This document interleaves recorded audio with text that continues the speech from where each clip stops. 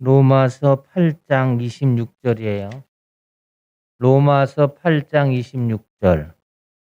이와 같이 성령도 우리의 연약함을 도우시나니 우리는 마땅히 기도할 바를 알지 못하나 오직 성령이 말할 수 없는 탄식으로 우리를 위하여 친히 간구하시느니라. 마음을 살피시는 이가 성령의 생각을 아시나니 이는 성령이 하나님의 뜻대로 성도를 위하여 간구하심이라. 우리가 알거니와 하나님을 사랑하는 자 곧 그의 뜻대로 부르심을 입은 자들에게는 모든 것이 합력하여 선을 이루느니라. 하나님이 미리 아신 자들을 또한 그의 아들의 형상을 본받게 하기 위하여 미리 정하셨으니 이는 그로 많은 형제 중에서 맏아들이 되게 하시라 하심이라. 또 미리 정하신 그들을 또한 부르시고 부르신 그들을 또한 의롭다 하시고 의롭다 하신 그들을 또한 영화롭게로 하셨느니라.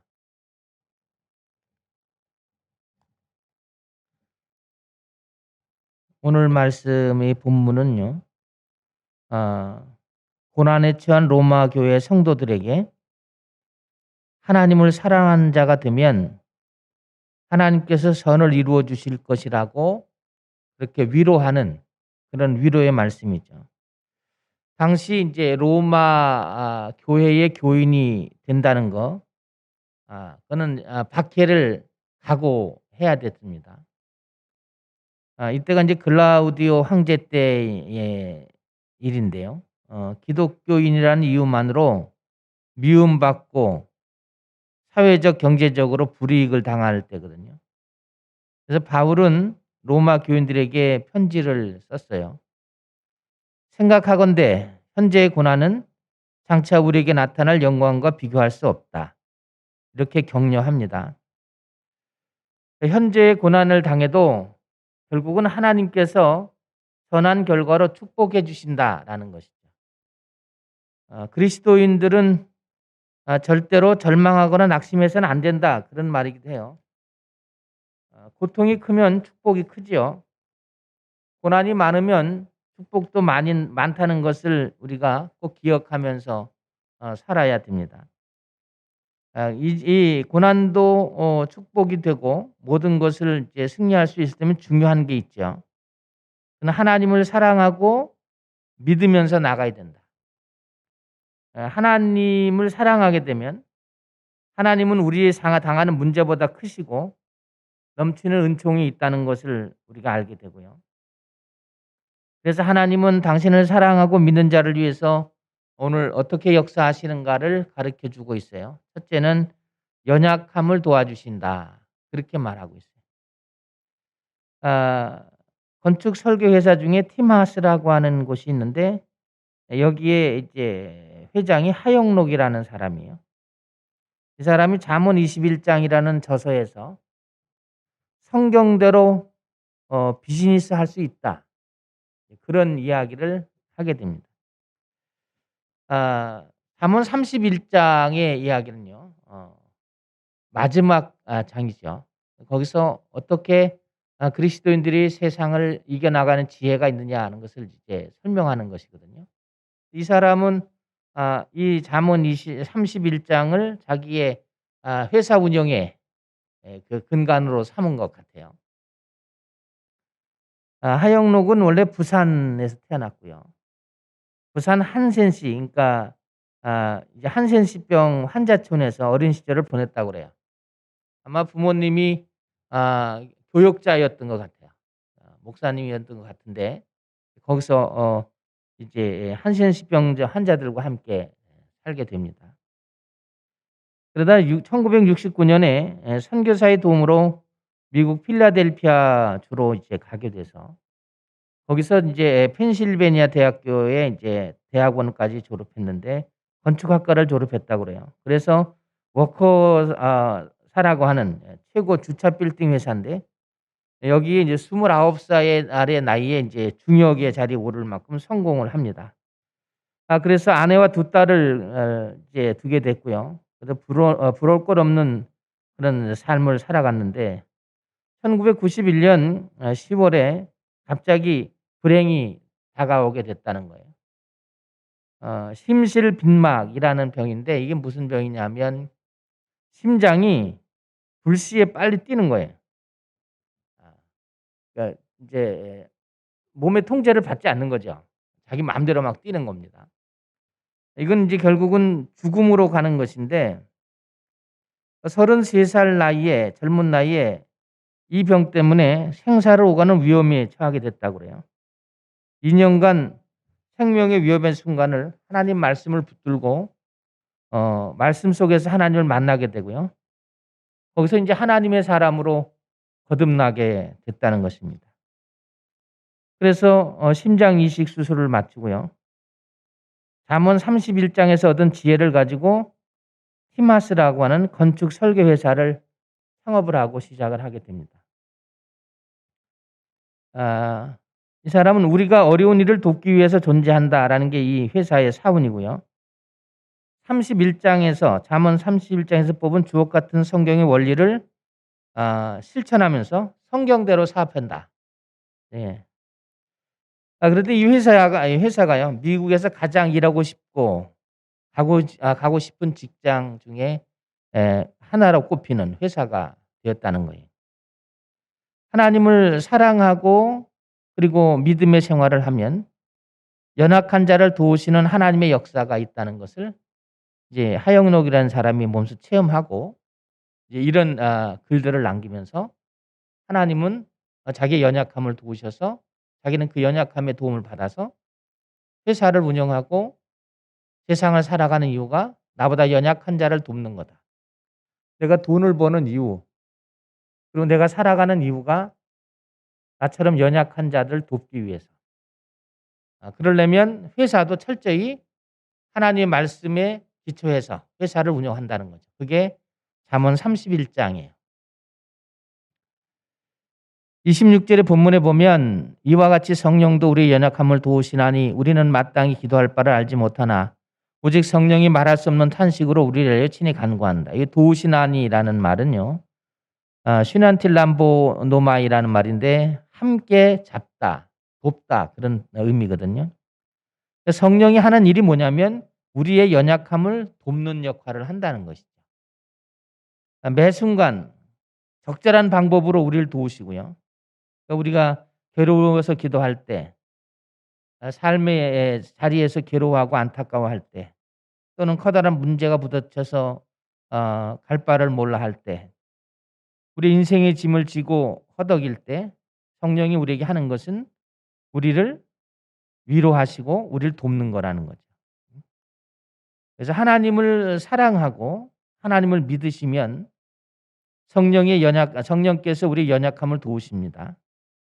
그래서 한 주간 동안도 성령이 여러분의 연약함을 도우시는 은혜의 삶을 사시기를 주의 이름으로 축원합니다. 두 번째, 주님과의 관계가 회복되는 게 중요하다. 세상의 성공보다 더 중요한 게 있죠. 그거는 관계 회복이 중요합니다. 사무엘하 18장에 보면 여기 등장하는 인물들이 있는데 다윗, 압살롬, 마하나이, 부스 사람 이렇게 등장을 합니다.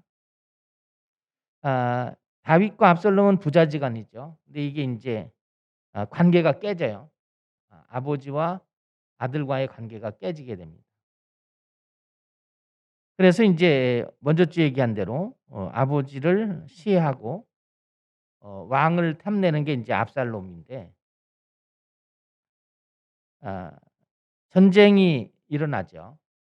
그래서 인제 다윗의 군사와 압살롬의 군사가 전쟁을 하는데 전쟁은 하나님께 속한 것이죠. 결국은 다윗이 전쟁을 이제 승리하겠다는 게 인제 성경의 이야기인데 마하나임 성에 사는 사람들이 이 전쟁 압살롬과 다윗의 군사의 전쟁에 이 관심이 많아요. 어느 쪽이 이길 거냐. 응? 그런데 인제 멀리서 전령들이 달려와요. 마하나임 성에 있는 사람들이 인제 '좋은 소식이 오겠구나.' 짐작은 해요. 좋은 소식이에요. 다윗이 승리했다는 것입니다. 근데 이 아히마스라고 하는 사람이 인제 와서 이 좋은 소식을 전하는데 아히마스라고 하는 사람이 자기가 이 소식을 전하면 다윗이 기뻐할 거라고 생각을 했는데 다윗이 기뻐하지 않아요. 그건 압살롬은 아들이었으니까. 그죠? 기뻐하지 않습니다. 그다음에 구스 사람이 이내 도착을 해요. 이제 구스 사람이 다윗에게 압살롬의 죽음을 이제 알려줍니다. 그런데 구스 사람도 압살롬의 죽음이 다윗을 기쁘시게 할 거로 여기는데 그렇지 않아요. 오히려 다윗은 마음이 아프고 고통스러워합니다. 다윗에게 있어서 압살롬은 원수가 아니고요. 아들이죠. 사랑하는 아들이었다는 것입니다. 물론 이 잘못은 다윗으로부터 시작이 된 거거든요. 다윗이 하나님과의 관계가 깨지고 또 이웃과의 관계가 깨지는 이 하나님이 명령한 이 두 가지의 이 정통성, 신앙의 정통성, 하나님을 사랑하고 이웃을 사랑하는 거죠. 이게 다 잘못 뒤틀어져서 생긴 일이기 때문에 이 다윗은 이것을 잘 아는 사람이에요. 그래서 아들이 그렇게 한 것도 또 이렇게 죽어가는 것도 그들에게 다윗에게는 비통한 일이죠. 우리가 인제 하루를 살아가면서 전쟁을 하게 되는데 영적 전쟁에 돌입하죠. 하나님이 원하는 질서가 바로잡히는 게 우리의 기쁨이 됩니다. 영적 싸움에서 사탄이 패배하는 것은 우리에게 기쁨이 될 수 있죠. 우리가 더 중요하게 생각하는 건 뭐냐면 우리가 살아가면서 그런 것보다 더 중요한 것은 내가 주님과의 관계가 어떤지, 주님과의 관계가 회복되어졌는지가 더 아 생각해 봐야 될 문제라는 거죠. 여러분 우리가 한 주 살아가면서 매일매일 내가 하나님과의 관계가 어떤지를 잘 체크해 보는 그런 지혜가 필요하다.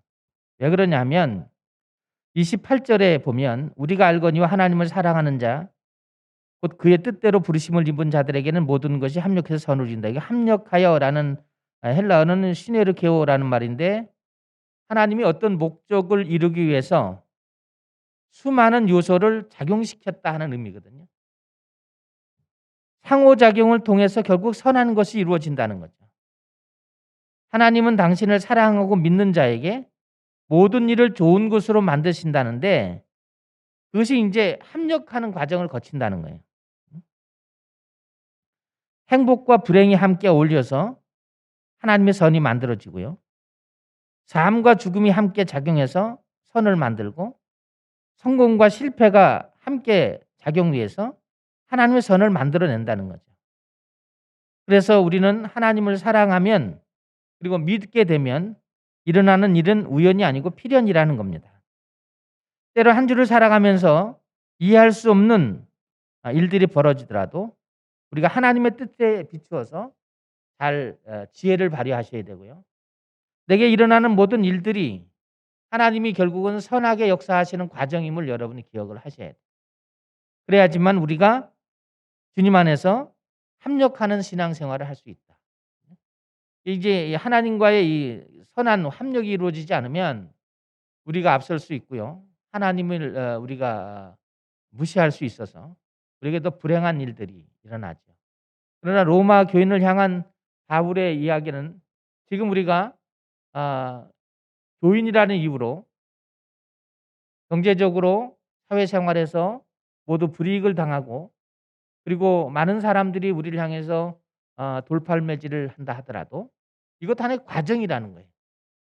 하나님께서 하나님을 사랑하고 믿음의 생활을 잘하면 이것 또한 합력해서 선을 이루어지는 하나님의 과정이다. 그러니까 우리의 삶은 과정 중에 하나다. 하나님께서 여러분에게 합력해서 선을 이루는 아름다운 일을 주시기 위한 과정이니까 너로 섣불리 또 여러분의 판단이 앞서가거나 여러분의 감정이 너무 충실해져서 감정대로 휘둘리지 아니하고 여러분이 신심을 중요시해서 중심을 잡고 주의 때를 기다리고 주의 은혜의 날을 기다리는 지혜가 필요하다.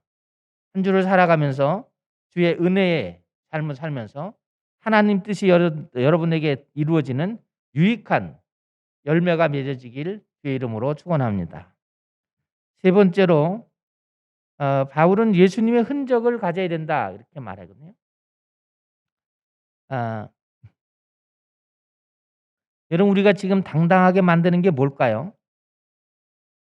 여러분이 어떤 일을 했을 때 여러분을 통해서 잘 됐을 때 여러분이 어깨를 펴고 당당히 설 수 있을 때 우리는 어떤 생각을 하나요? 바울은 갈라디아서 6장 14 절에 자기가 이 당당해졌을 때 이렇게 얘기해요. "우리 주 예수 그리스도의 십자가 외에 결코 자랑할 것이 없다." 예, 이건 이제 그냥 현대말로 하면 바울은 이렇게 주변이 자기가 당당해졌을 때 "나는 하나님 이야기만 한다." 그런 거예요. 우리는 하나님 이야기만 하며 사는 사람들이어야 돼요.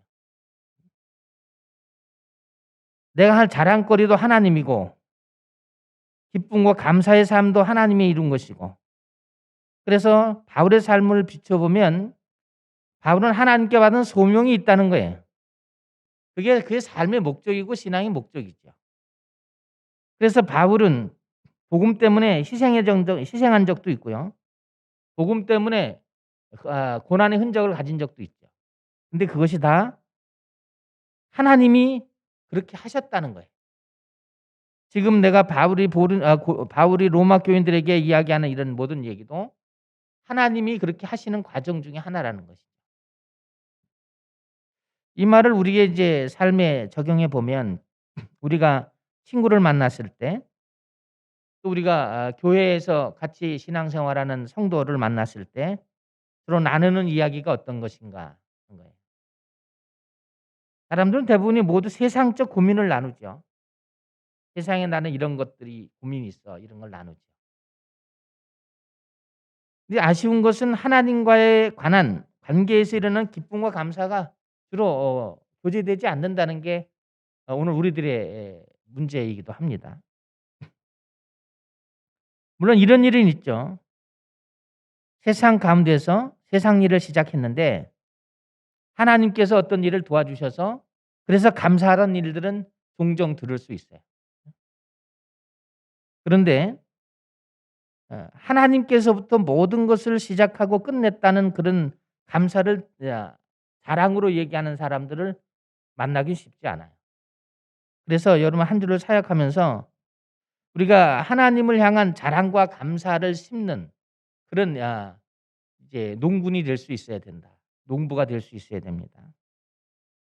우리가 하나님을 이 감사하고 하나님이 그렇게 하셨다는 바울처럼 이런 예수님의 삶을 증거할 수 있으려면요, 우리의 신앙의 생활의 목적을 잘 돌아다 봐야 돼요. 내가 신앙생활의 목적을 달성하기 위한 수단으로, 다른 말로 하면 세상에 출세를 하기 위한 수단으로 하나님과 기도를 사용한다면 그는 하나님의 자녀라고 하나님이 인정할까요? 인정하지 않죠.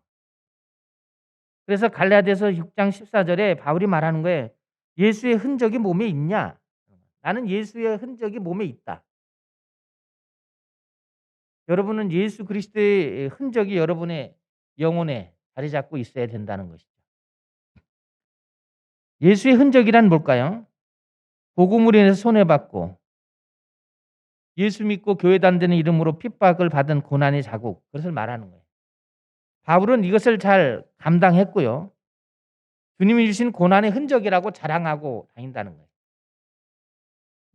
그래서 바울은 나중에 뭐라 그러죠?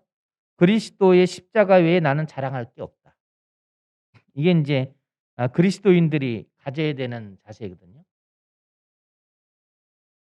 여러분 사회생활하면서 복음 때문에 손해 본 적이 있습니까? 그것을 자랑 삼아 본 적이 있나요? 한번 생각해 보시길 바랍니다. 바울은 그렇게 해야 된다는 거죠. 그래서 갈라디아의 교인들에게 이 편지를 바울이 또 쓰기도 하는데, 갈라디아 교인들에게 편지를 쓰면서 "나는 예수님의 이 흔적을 가진 자다." 이렇게 하면 얘기는 뭘까요? 갈라디아 교회만을 위해서 쓰는 편지는 아닐 거고요. 이 갈라디아서를 이렇게 기록한 하나님의 의도는 뭘까요?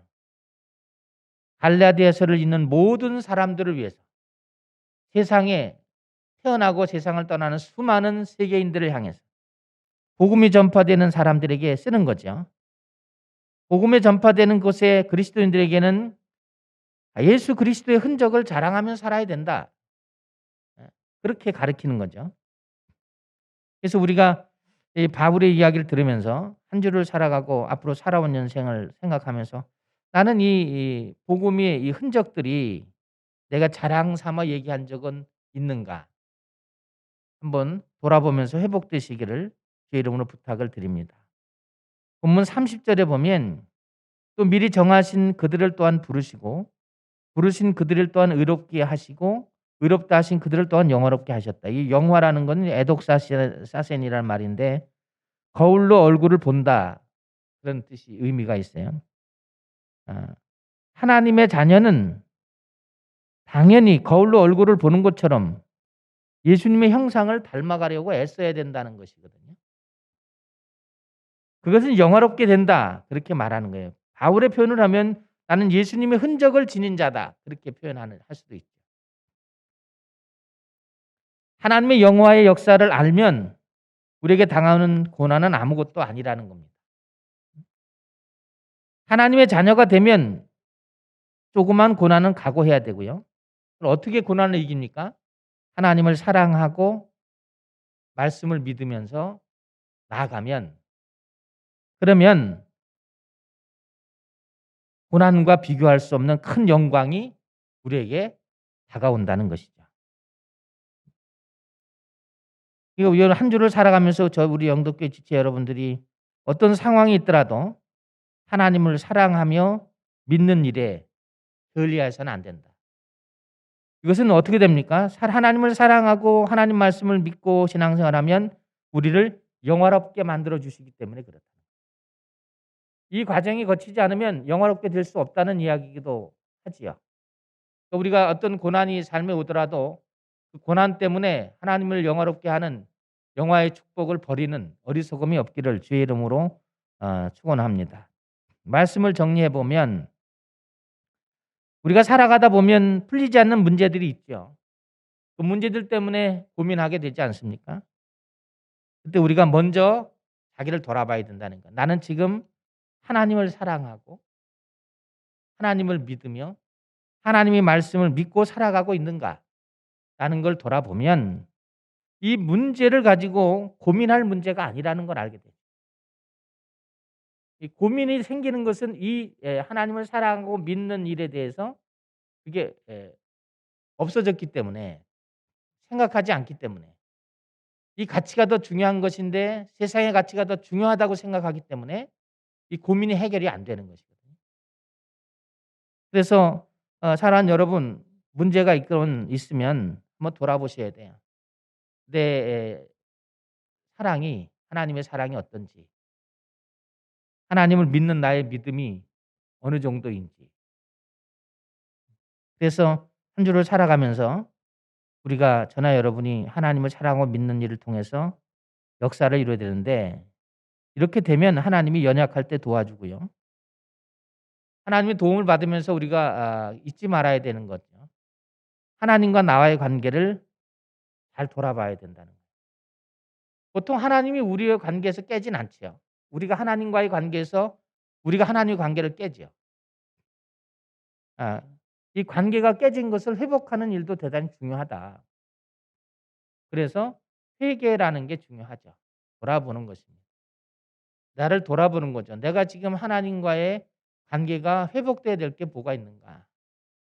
예배, 기도, 말씀, 하나님의 뜻대로 살아가는 나의 매일의 삶 이런 것들을 돌아보는 것입니다. 이런 것을 이제 관계 회복을 하다 보면 세상이 주는 아픔이 있다는 거예요. 바울은 당연히 있다는 거죠. 고난이 있다는 것입니다. 예수 잘 믿으려고 하면 고난이 있죠. 신앙생활 잘 해보려고 하면 고난이 있습니다. 근데 그 고난을 고난으로 받지 말고 하나님께서 이 고난도 합력해서 선을 이루는 과정이라고 보면 그것이 내게 흔적이 되는 게 자랑이 된다는 거예요. 예수 믿는 자랑. 하나님이 나를 이끌어가는 자랑이 되고 고난이 축복으로 바뀌었을 때 그 더 큰 영화로움이 우리에게 있죠. 그 영화로움을 가지고 우리가 사는 거죠. 그래서 신앙인은 하나님을 영화롭게 하는 것이 신앙인의 삶의 목적이거든요. 이렇게 한번 경험을 하게 되면 이런 성도를 하나님이 축복하는 성도가 된다고 말하는 것입니다. 이 신앙 여정에서 여러분들이 하나님께 대한 영화로움을 드러낼 수 있는 큰 축복의 한 주가 되기를 주의 이름으로 축원합니다. 하나님 아버지, 우리는 매일을 살아가면서 일상의 문제들로 고민이 생깁니다. 또 고민이 풀리지 않으면 더 우리가 영혼이 피폐해지고 육신이 피폐해지는 고통을 갖게 되고, 심지어는 병을 앓는 이들도 있고 그것으로 세상을 떠나는 이들도 있습니다. 하나님께서 먼저 하나님을 사랑하고 믿는가 살펴보라고 하셨습니다. 우리 영독교회 지체들이 한 주를 살아가면서 하나님을 사랑하고 믿는 일에 있어서 자기 스스로를 잘 돌아볼 수 있도록 도와주시고, 그럴 때 하나님께서 연약함을 도와주시고, 하나님과 관계가 회복되어질 때 때로는 우리가 약간 고난이 있지만 그것은 하나님의 영광을 드러내는 과정임을 우리가 알게 되고 믿게 되면서 큰 영화로움에 나아갈 수 있는 축복이 있다고 했습니다. 하나님, 오늘 우리 영덕교회 성도들이 한 주 동안 하나님의 영화로움을 드러내는 확신을 갖게 하시고, 또 영화로움의 축복된 삶을 이룰 수 있도록 성령께서 인도해 주시고 도와주시기를 원합니다. 주신 말씀을 이루실 줄을 믿고 예수님 이름으로 감사하며 기도합니다. 아멘.